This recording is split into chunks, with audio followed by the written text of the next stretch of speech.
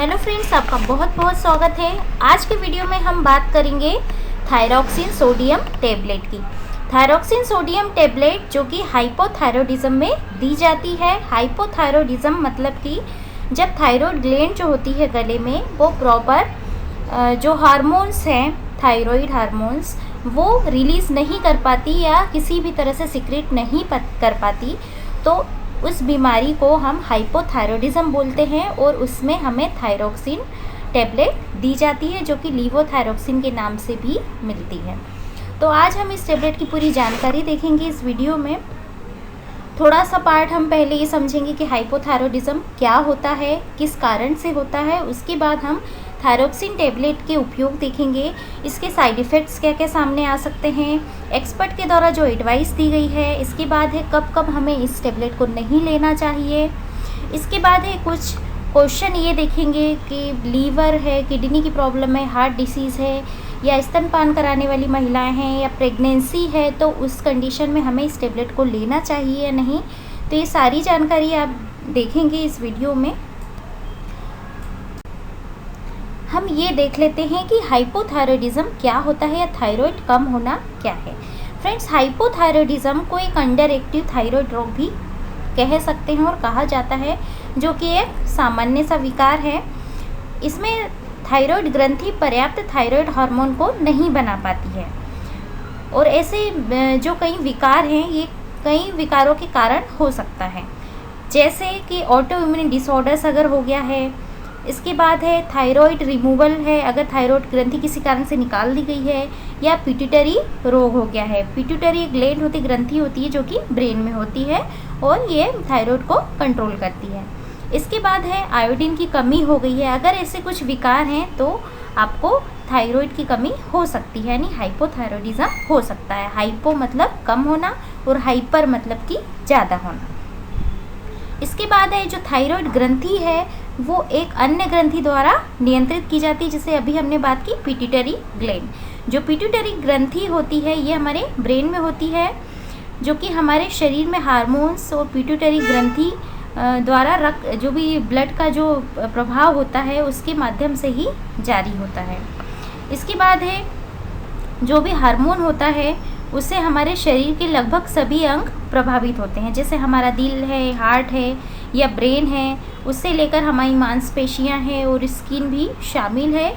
तो इस तरह से थायराइड हार्मोन का जो मुख्य उद्देश्य होता है वो शरीर के मेटाबॉलिज्म को नियंत्रित करना होता है। अब हम ये देख लेते हैं कि हाइपोथायरॉयडिज्म जो होता है वो कैसे होगा और इसको हमारा जो हार्मोन है थायराइड हार्मोन उसको कौन कंट्रोल करता है। तो फ्रेंड्स, जो पिट्यूटरी ग्लैंड है मतलब कि हमारे ब्रेन में होती है, ये हमारे शरीर के हार्मोन्स जो हैं उनको निर्मित करती है और नियंत्रित भी करती है।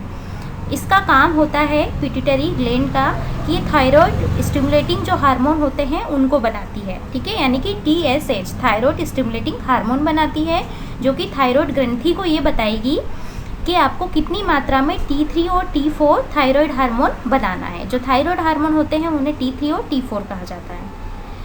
अगर आपका जो थायराइड स्टिमुलेटिंग हार्मोन का स्तर है वो गड़बड़ है या असामान्य है या बढ़ रहा है असामान्य रूप से, तो इसका मतलब है कि आप अंडर एक्टिव थायराइड यानी हाइपोथायरॉयडिज्म से प्रभावित हैं।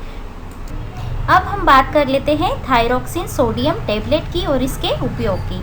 तो अभी हमने देखा हाइपोथायरॉयडिज्म क्या होता है। तो जब हमारी जो थायराइड ग्रंथि है वो थायराइड हार्मोन का निर्माण नहीं कर पाती है, तो इस तरह की कंडीशन को हाइपोथायरॉयडिज्म बोलते हैं और हाइपोथायरॉयडिज्म में थायरॉक्सिन टेबलेट का उपयोग किया जाता है। दूसरा है थायराइड कैंसर में।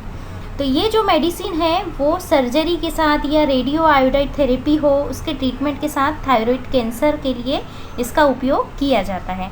या गॉइटर हो गया है, बड़ी हो गई है थायराइड ग्रंथि, तो उसके उपचार के लिए इसका उपयोग किया जाता है, ठीक है। दूसरा हो गया थायराइड कैंसर। तीसरा हो गया मिक्सेडेमा कोमा। ये ऐसी कंडीशन होती है जो कि जब ये बोल सकते हैं कि जब सीवियर हो जाता है हाइपोथायरॉयडिज्म तो गठान के रूप में शरीर में दिखने लगता है, जो कि अलग अलग एज में अलग अलग रूप से दिखता है। तो ये जब पुअर मेटाबॉलिज्म हो जाता है या ब्लड सर्कुलेशन सही नहीं है तो कुछ मेंटल स्टेट भी इसमें देखने को मिलती है। ये लाइफ थ्रेटनिंग कंडीशन है और इसके ट्रीटमेंट के लिए भी यूज़ किया जाता है। अब हम ये देख लेते हैं कि थायरॉक्सिन सोडियम टेबलेट को कैसे लेना है। तो फ्रेंड्स, ये मुंह के द्वारा लिए जाने वाली दवा है या इंजेक्शन के द्वारा नस में भी इसको दिया जाता है। इसके बाद है इसकी जो डोज़ है वो आपके डॉक्टर के द्वारा निर्धारित की जाती है। आपकी एज के हिसाब से, आपकी जो पिछली जो दवाइयाँ चल रही इसके रिएक्शन के हिसाब से, लिंग के हिसाब से, मेल है या फीमेल उस हिसाब से दी जाती है। इसके बाद है ये जो दवा होती है वो खाली पेट दी जाती है। नाश्ते से कम 30 मिनट पहले अगर आप लेंगे तो ये अच्छा काम करती है, दिन भर आपको अच्छा फील होता है। इसके बाद है इसकी जो डोज़ है वो उसके जो एक पीक आती है वो उसका जब जो इफ़ेक्ट होता है पीक आने तक उसमें समय लग सकता है और इसमें जो है आपको 6 से 8 वीक तक का समय लग सकता है, यानी कि 6 से 8 सप्ताह लग सकते हैं। यदि आपको किसी समस्या का सामना करना पड़ रहा है तो आपके डॉक्टर को आप ज़रूर बताएं। अब इसके कुछ साइड इफ़ेक्ट्स देख लेते हैं। फ्रेंड्स, जो थायरॉक्सिन टेबलेट है उसके जो कॉमन साइड इफ़ेक्ट हैं वो है दिल की धड़कन अनियमित हो जाना, सीने में दर्द होना। ये इसके कुछ साइड इफ़ेक्ट्स हैं जो कि बहुत कम होते हैं। इसके बाद है नींद ना आना हो सकता है, वजन कम हो सकता है, भूख न लगना, कब्ज़ हो सकता है। इसके बाद है मितली आना, उल्टी आना, दौरे पड़ना और सांस में कमी, ये सारे साइड इफ़ेक्ट्स हो सकते हैं। अब हम इसकी कुछ कंट्राइंडिकेशंस देख लेते हैं, यानी कि हमको ये टेबलेट कब कब नहीं लेना है। तो अगर ओवर एक्टिव थायराइड ग्लैंड है या ज़्यादा मात्रा में हार्मोन को रिलीज़ कर रही है ना। हम ये टेबलेट क्यों लेते हैं? हार्मोन को रिलीज़ कराने के लिए, लेकिन अगर ऑलरेडी ज़्यादा हार्मोन रिलीज़ हो रहे हैं तो हमें नहीं लेना है, यानी कि जब हाइपरथायरॉयडिज्म है तो हमें ये नहीं लेना है। इसके बाद है थायरॉक्सोटॉक्सिकोसिस क्राइसिस है तो भी नहीं लेना है।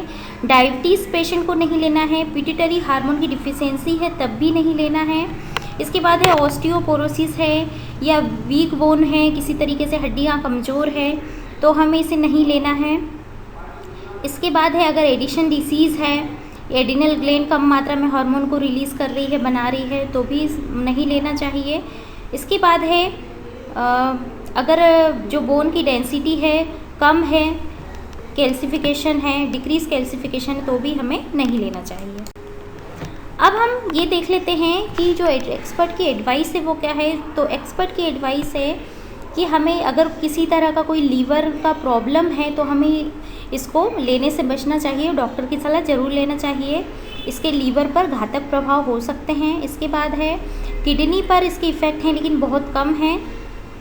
बात करें अगर लैक्टेशन की तो महिलाएं इसको, स्तनपान कराने वाली महिलाएं ले सकती है। प्रेगनेंसी में भी प्रेग्नेंट वूमन इसको ले सकती है। अगर आपको ये वीडियो आज की जानकारी पसंद आई हो तो इस चैनल को लाइक कीजिए, सब्सक्राइब कीजिए और शेयर कीजिए ताकि और भी बहुत से लोगों तक ये जानकारी पहुंच पाए। वीडियो देखने के लिए आपका बहुत बहुत धन्यवाद। Thanks for watching video.